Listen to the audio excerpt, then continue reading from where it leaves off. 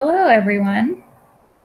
Congratulations. Thank you for joining us for today's webinar.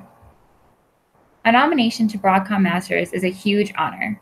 We are glad you have taken the next step in the Broadcom Masters process by opening your application. I'm Rayvaron Madorai, the Program Manager for Broadcom Masters, and I'm here with my colleague, Erin Cummins. Hi. Our team at the Society is responsible for the Broadcom Masters program. You will receive emails from us throughout the application process, and we are here to help you every step of the way. This session is being recorded so that other students who cannot join us today can also hear this information. As you are likely aware, the application is due this Wednesday, June 13th at 8 p.m. Eastern. That's just a few days away, but definitely enough time to complete the application. Hundreds of students open and submit their applications on the deadline day each year. We do not encourage this, but we share this information to illustrate that it's possible and you are ahead of the game. Today, we're going to give a brief overview of the Broadcom Masters program in case you are not yet aware of some of the exciting opportunities that lie ahead when you submit your application. Then we will go over some frequently asked questions because you probably have a few of those. Then we'll spend the rest of our time answering your questions. So you can answer your questions in the chat. You can ask your questions in the chat box to the left of the screen. All right, so a little bit about Broadcom Masters. Broadcom Masters is a program of the Society for Science and the Public, which is the organization that Reva and I work for. The Society for Science and the Public is a nonprofit dedicated to public engagement in the scientific community. The Society for Science and the Public runs 3 distinguished science competitions. The first is the Intel International Science and Engineering Fair, which is the world's largest international pre-college science competition and is open to high school students. The Regeneron Science Talent Search is the nation's oldest and most prestigious science and math competition for high school seniors. Finally, we have the Broadcom Masters competition, which is the one that you've been nominated for. The Broadcom Math, Applied Science, Technology, and Engineering Rising Stars, or MASTERS, is the premier national science fair-based competition for 6th, 7th, and 8th grade students. In order to qualify for the Broadcom Masters, a student must place within the top 10% in a society-affiliated science fair. You guys have already accomplished this step. Nominated students are invited to apply to the national competition online. As you know, the application is due on Wednesday. So if you submit your application by the deadline, not only will you be in the running for a spot as a top 300 master or top 30 finalist, but you'll also receive a prize package in the mail in a few weeks. This package will include a t-shirt, bumper sticker, and a book of invention and innovation stories from Science News magazine, courtesy of the Lemelson Foundation. We hope you wear your t-shirt proudly. You definitely earned it. You'll also join our alumni network, which often gathers alumni together in cities for networking opportunities, panels, and more. So what happens after you submit your application? Over the summer, all entries will be read by 3 evaluators. Our team tabulates the scores, which, by the way, we don't share with you or anyone else, and uses this information to determine the top 300 masters, which are formally known as the semifinalists. This means the projects and applications that are the top 300 middle school scientists and engineers in the country. This year, we will announce the top 300 masters via email on September 5th. The top 300 masters receive a special prize package, which includes a semifinalist ribbon and certificate, backpack, subscription to Wolfram Mathematica, an invention journal from the Lemelson Foundation, and more. Not only that, but the top 300 masters are then considered for a spot as one of the top 30 finalists. Let's talk about those top 30 finalists. The top 30 finalists will be announced on September 19th. There is not an extra step between the top 300 and the top 30. If you are in consideration, you do not need to complete any extra paperwork or answer any other questions. The The top 30 finalists will be invited to come to Washington, D.C. in late October for a week of fun, hands-on STEM challenges, teamwork, and competition. They will compete for more than $100,000 in prizes, and Society covers all expenses for finalists. The Finals Week experience, where the top 30 gather, is memorable, fun, and life-changing. The competitive events of Finals Week are different from many other science competitions. All finalists do present their research projects to the judges, just like a typical science fair. However, that only counts for a fraction of their final score for the week, since the project has already carried you through many rounds of this competition. The rest of the score comes from hands-on team challenges. We divide the 30 finalists into teams, and they spend 2 days solving problems through STEM. Some examples include a challenge where finalists had to engineer a remote-operated vehicle that could collect sediment samples from the bottom of the Chesapeake Bay. Judges observe the teams in these challenges, which cover all fields of STEM, to decide on the winners. The top prize of the Broadcom Masters competition is the $25,000 Samueli Prize, awarded to the most well-rounded STEM student. You can read more about prizes offered at Finals Week on our website. Besides the competition, finalists make friends for life, meet STEM leaders from academia, industry, and government, and are inspired to pursue STEM careers. They go on amazing field trips like to the White House, the Tesla factory, and Lucasfilm, and they are highlighted as role models in their communities. So just imagine, this could be you. Just by submitting your application, you're putting yourself out there for amazing prizes and a life-changing opportunity. You will also be honored on our website as an entrant and for already placing in the top 10% of science fair projects in the nation this year. Congratulations. So now we're going to go over some frequently asked questions that you might encounter while working on your application. So when must we submit our application? As you know by now, the application is due this Wednesday, June 13th at 8 p.m. Eastern. If you submit your application before June 13th, you can always go back into your application and make edits. If you have a team project, each team member must submit separate applications and answer each question individually. So one of the snags that you might run into is entering an invalid fair password. When you create an account, you will need to provide a fair password and username that you should have received on the back of your nominee packet. Each fair password is unique to the fair you participated in. If you entered the wrong fair password when opening your application, a message will pop up that says you entered an invalid password. If you see this, you'll need to email us and tell us the name of the fair that nominated you or your city and state if you don't know the name of your fair. If you realize later that you entered the wrong fair password and try to change it yourself to the correct one, you still need our approval to get into the application system. So even if you've corrected your fair password, you still need to email us to get in. So let's say you were nominated by more than one fair. So if you were nominated by, for example, both your regional and state fair, you just need to choose one fair password. It doesn't matter which. You will be asked later in part 1 if you were nominated by more than one fair.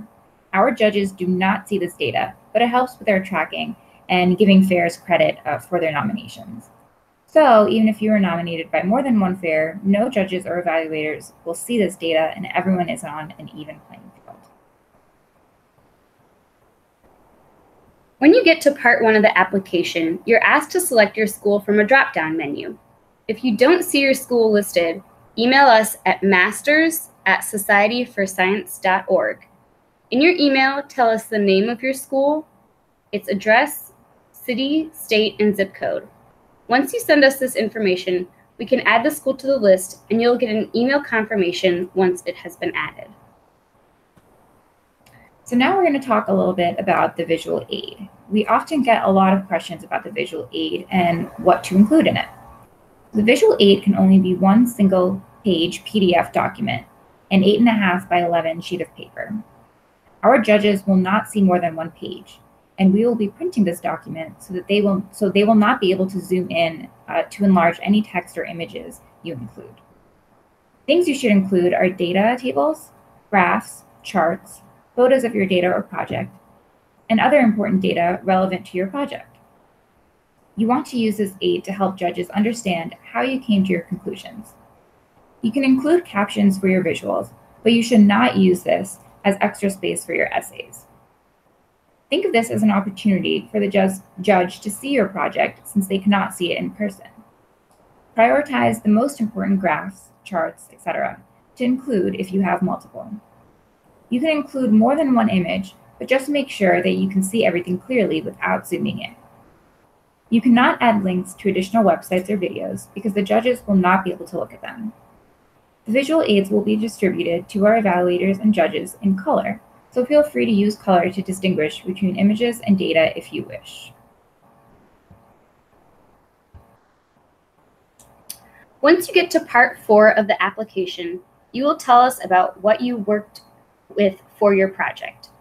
You only need to submit forms if you've worked with humans, vertebrate animals, pathogens, or hazardous chemicals. If you have not worked with any of these things, you do not owe us any forms. If you have, then select the subject or materials you worked with and upload the appropriate forms. If you do not have access to these forms, you can upload a letter that states that you have approval to do the project from your fair and school. Tell us about what kind of forms or approval you had and explain why you no longer have the forms. Lastly, you do not need to complete ISEF forms. If your school had their own forms, you can use those instead. You do not need to include any abstract information whatsoever.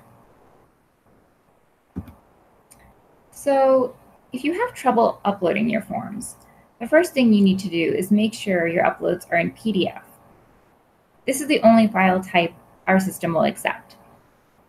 So what you will need to do is convert your files into a PDF, and you can do this by going to the website listed in the application or find one online. If you Google convert to PDF, many websites will come up that can help you with this conversion, but make sure you ask a parent or teacher to help you out. If you had a hard copy of one of your forms, for example, and you printed out, if you printed out the parent permission form and a parent signed it, you can scan and upload this file as a PDF.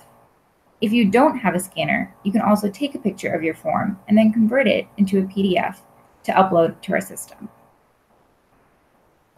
Before we start answering your questions, we want to take a quick look at the application itself. We aren't going to go through each part, but one helpful section that we wanted to point out is the video resources section. So I'm going to take us there right now. Ooh.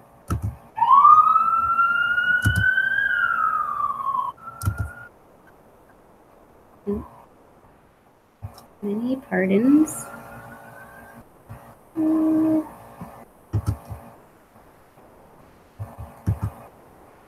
that's, I know why. Hi, everyone. Is this, but I need to change what tab we're in.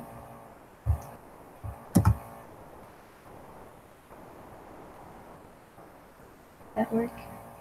Yeah. Yeah, there it is. No. No. Yep. Okay. Got it. So, oh, not showing the full screen. Sorry, while we work through some technical difficulties, I think we're back up now. So we're in our application for Broadcom there. And what we wanted to point out, since we're not going to be able to go through the whole application today, part by part, we wanted to show you some resources that are available to you should you want to do that. So if you go to the top of your page, you can see that there is a video resources section. And if you click that, we have a whole lot of videos here that will be helpful to you. The first 5 or 6 that are listed are basically step-by-step guides for each part of the application. So if you have specific questions, about what a particular question might be asking, definitely go and check out these videos, and more than likely your question is answered here. If not, definitely email us at masters@societyforscience.org and we will get back to you. We also have our recordings of the 2017 webinars there as well, and our 2017 highlights video. We also have helpful advice from some 2015 finalists. So this is definitely a great page to check out if you come across questions that we don't answer in our next section. So definitely utilize this resource. So we're just going to take a few minutes to go through some of the questions that you guys have been asking in the chat box. So just give us a few minutes to review some of those, and we'll start answering.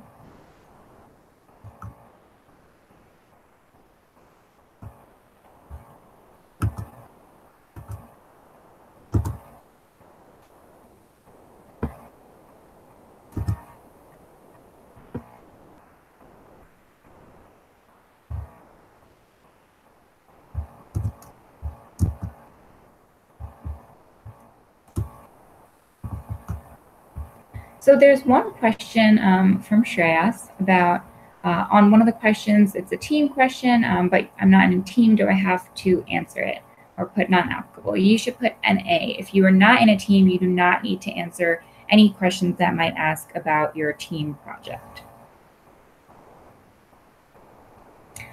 Another question is, when will the selection process be complete after we submit our applications? So as Aaron mentioned earlier, we have a team of evaluators that will start looking through your applications this summer. And we announce our top 300 masters on September 5th, and our top 30 finalists will be announced on September 19th.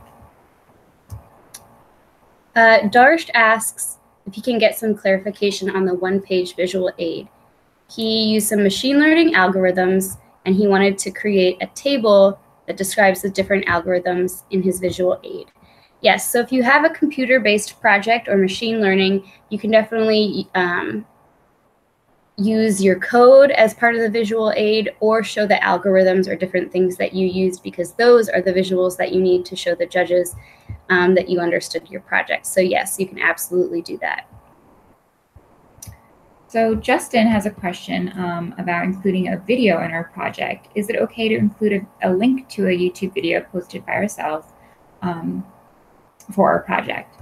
The answer is unfortunately no.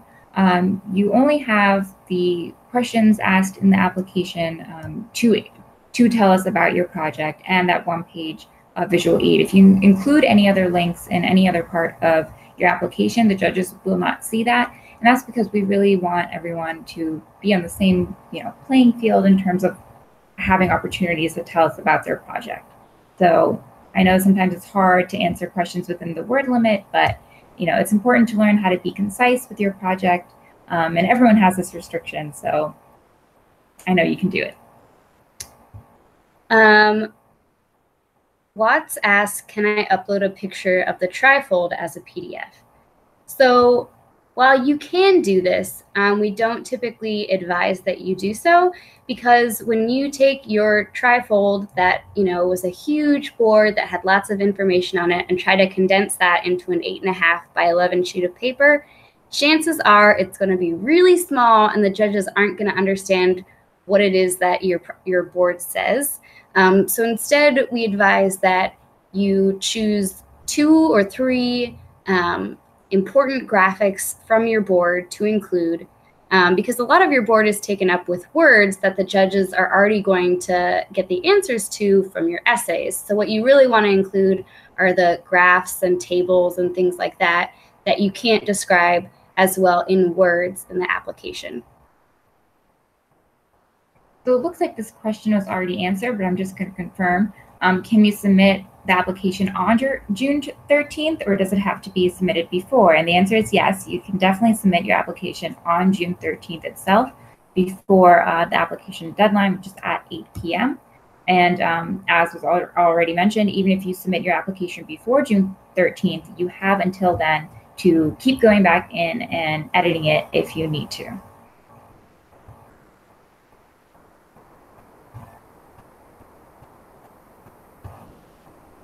Again, another student asked if they can use web links to their work in the application, and the answer is no. The judges will not be able to click on anything. They can only see what you have written. So Jessica asked if it matters if the date on our parent signature document matches the date when we upload it? The answer is no. We just need a signed form from your parent.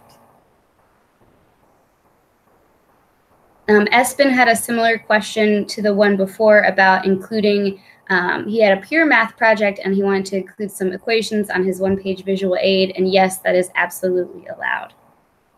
And also something that you can do if you have a pure math project and you're referencing your equations within your application, what you can do is include the equation in your visual aid and label it with like a label A or B or some kind of title. And then you can use that same title in your application if you want to reference that equation, if it's not coming out clearly within the application form itself, because sometimes, you know, the math formulas and symbols don't show up. So that's definitely an option as well. Yep, just type C figure A, and then the evaluator will know to go look in your visual aid and see figure A. Right. Graphs with explanations for the visual aid are okay, but remember, we're not asking for another, you know, huge question to be answered. We really want it just to be a short, concise caption that describes the figure. Correct. So they shouldn't be paragraphs. You should just have 1 or 2 sentences as captions if you need them. You shouldn't be using that space to further explain your project. It's just for visuals mostly.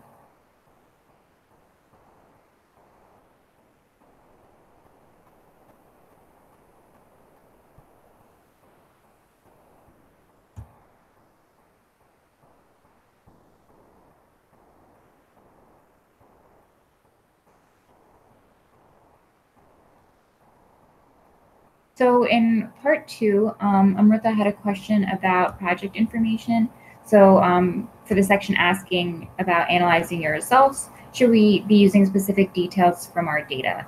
The answer is you can if you would like. What we want to see there is just, we want to get an idea of how you interpreted the data that you collected from your project, or if you did an engineering project, how what observations you gained from the different tests that you did for your project.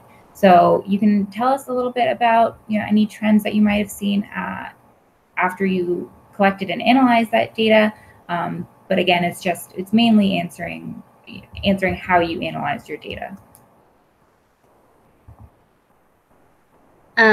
Will the judges be able to enlarge the one-page visual aid? The answer is no. In regards to the resolution of our printers, we have pretty good printers here, but again, the judges won't be given magnifying glasses either. So if your graphics are very detailed, our judges will still be able to see that, because again, we have a pretty high resolution printer, but they will not be able to zoom in. And you can organize the visual aid in whatever way you would like. It doesn't have to have a specific flow, but if you would like it to, that is up to you.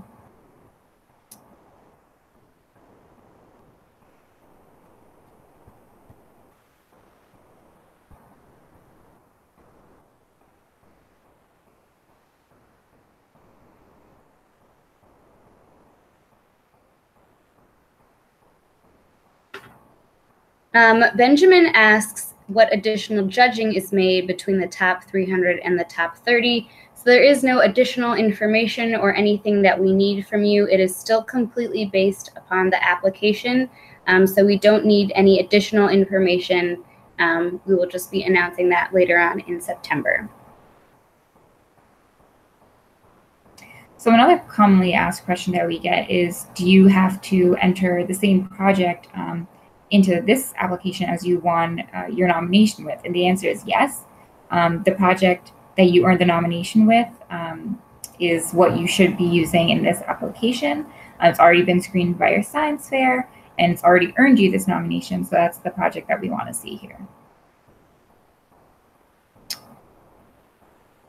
For a question about computer programming, about data, so here we more want to know the trials and errors that you went through. We know that for computer programming, things either work or they don't, but we want to know what you tried, what worked, what you then went back and did to make it try. So that's sort of the data we're looking for. We're looking for, you know, first I tried this, it didn't work. So then I went back and I did this and I tried this. And that's the data that we're looking for computer programming.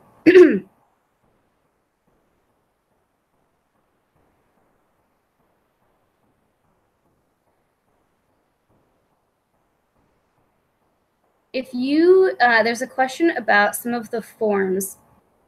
And so if you did not fill out any forms for your science fair, you should talk to your teacher and have them write a letter stating what the project you did was about, why they approved it for safety reasons, and what the proper precautions were that you took. You can then take that letter that your teacher or whoever oversaw your project wrote, and then upload that in place of, excuse me, the forms in the science fair paperwork section.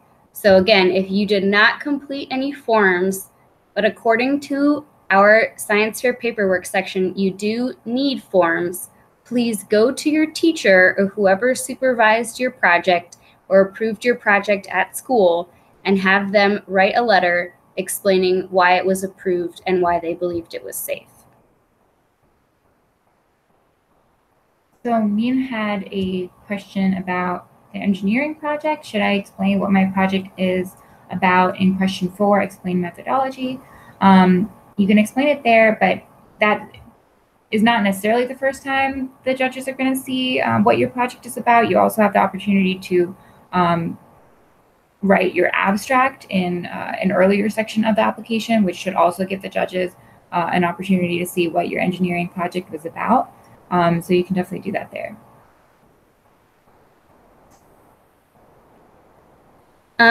For the essay questions in the About Me and the Solve a Problem section, someone asked, if you choose a specific question, does it affect the way the project is judged? And the answer is no. We give you different questions to choose from just so that if you feel more comfortable with one question over another, that you have the ability to answer one of those questions to the best of your abilities. So it does not matter which question you choose. As long as you answer it and you answer it effectively, the judges do not care which question you choose.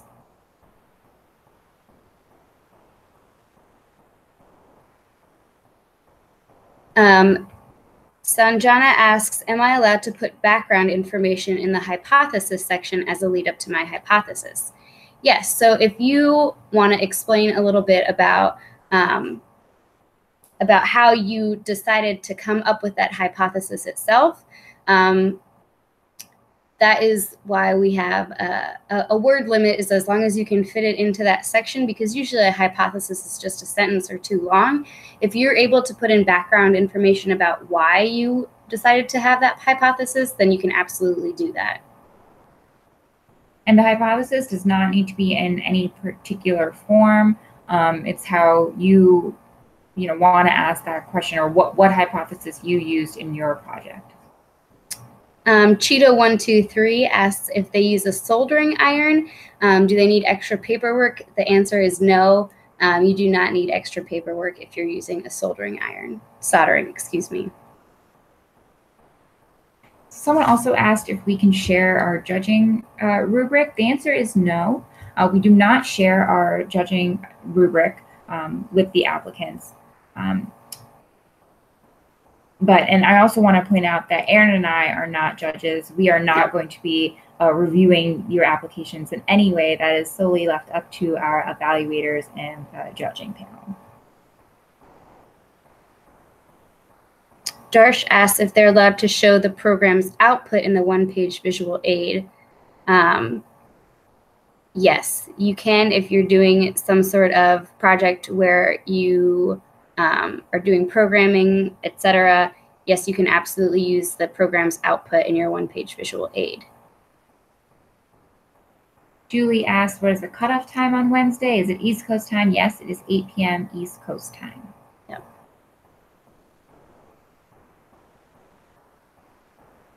So who are the judges? I'll talk a little bit about the evaluators and the judges. Both are scientists and researchers with different expertise across all the different categories that your projects are in.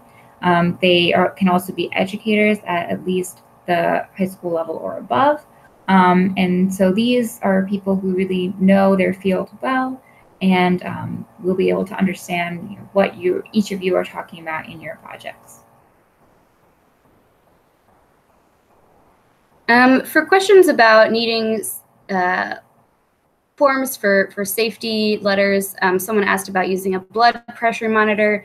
So typically what we say for in regards to forms for safety in nature of things that are commercially available, typically you do not need a special form for that. So if you're using a commercially available drill, or if you're using a special kind of grow light that is commercially available, you do not need special forms for those, since anyone can obtain those. Now, if you had to make a special order from a science laboratory to order a certain kind of bacteria, then yes, you would need forms for that. But if it's something that's regularly available and can be purchased by pretty much anyone, then you don't need any sort of forms or safety information.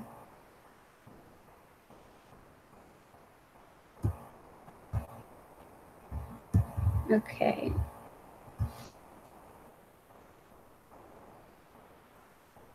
So since we're still getting a few questions about the rubric, I also just wanted to mention that what the judges are looking for is how well you know your research. We can kind of tell when parents have a heavy hand in the application, but what the judges really want to see is your words and your work and what you did for your project. They want to get a sense of who each of you are.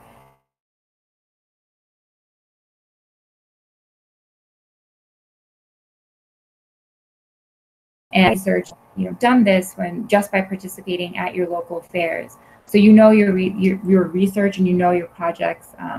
So we have total confidence that you can answer these questions successfully. A specific question. So if you have specific questions about your exact project, you should email them to us. That way we can answer them more thoroughly. So if you have a specific question about your project, please email us those questions so we can make sure that we get everyone's question answered during this time.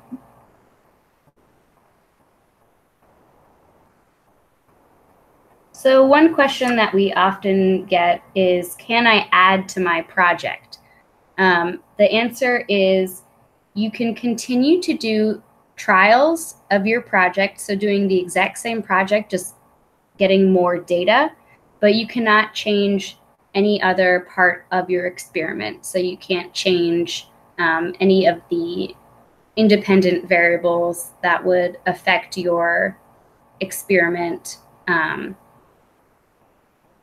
You can continue to collect data of the same type as you were before, but you cannot change the intent of the project.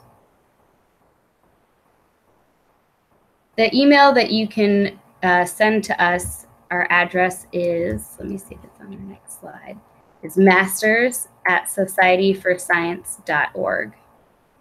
That is our email address where you can send us specific questions about your project. And so we will be answering that inbox this weekend. We've also set up an auto reply message that kind of tackles some of the most frequently asked questions that you might encounter when you're completing an application. So definitely don't hesitate to email us and we'll get back to you as soon as possible. Nathaniel asks, should the visual aid have questions, procedures, etc. pasted on it? No, you should not have written out things on your visual aid. You should only have, specific data on it. The rest of the application is where you can talk about your procedures, the question that you were looking to answer, etc. But the visual aid is specifically to show the judges things that you cannot explain in words, such as graphs, data tables, charts, things of that nature, things that you need to be able to see to thoroughly understand. So we have a question about a two-person team project, saying we may have similar answers to some of the questions, and the visual aid will be similar. Will our individual submissions be penalized? We do want to see that each person in a team project answers their questions individually. So, while we know that you conducted your research together, the application should be completed individually, because again, this is an independent evaluation of your project. So of course we understand that your answers will be very similar because you did the same project, but at the same time, we want to see your thoughts and not your combined thoughts. Someone asked if the organization and format of your visual aid affects the judging, and this the answer to this question also goes to an earlier question about the way that you answer essay questions. So we do not care what format you use. You can use bullet points, you can use a numbered list, you can write it all out as a paragraph. There is no specific format. You should present your information in a way that you think is clearest and best represents your project, however that may be.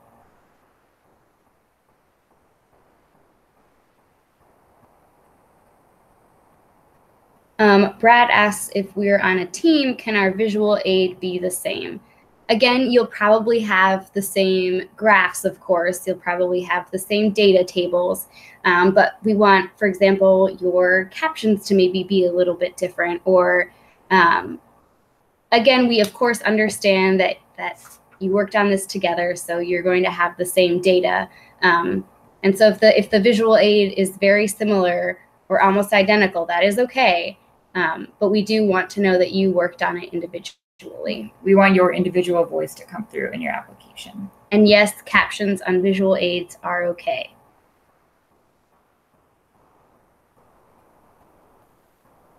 So just to go over some other advice that might be helpful for you all while you work on your application, you can type your answers in a Word document first, just to help you organize your thoughts and keep track of the word limit, and having a saved copy just in case you need it before you paste it into the application.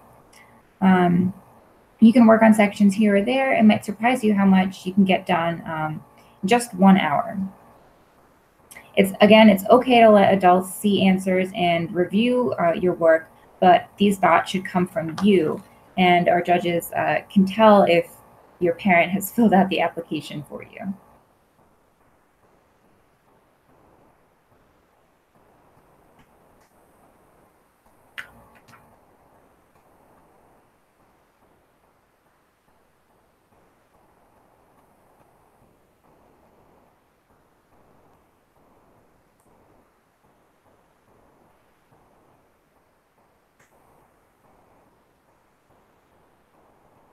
Jessica asks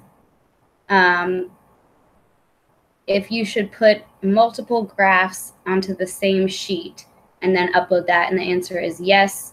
You should try to fit on a couple different graphs or visuals if you can still see it clearly, and then upload that as a PDF.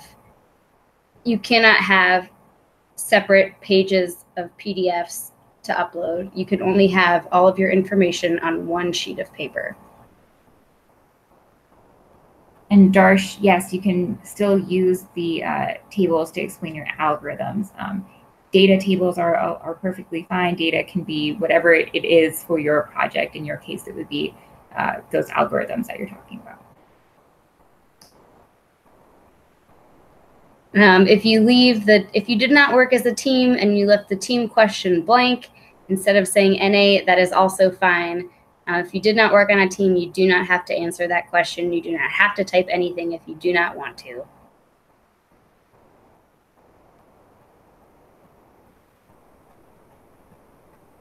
If you get into the top 30, would we need our project board to present with? So finalists who come to DC will present their research with their project board for one day of finals week. So yes, but we will give you all much clearer information when that stage comes. All right, so we're gonna go ahead and wrap things up. Thank you guys so much for joining. Remember that we will be having access to email all weekend. So if you have specific questions, please email us and we will answer those questions. Otherwise, good luck. Use the video resources tab. And one last thing that, one last word of encouragement for you guys. We urge you not to take this too seriously and just to try. We know that at least 50% of our students last year waited until the last day to submit, so you have plenty of time, and you all have already done the first huge step, which is just competing at your local fair. So you all have earned this nomination and have done a great job so far. So congrats and good luck. And we look forward to learning all about your amazing research. Have a great weekend, you guys. Thank you so much for joining.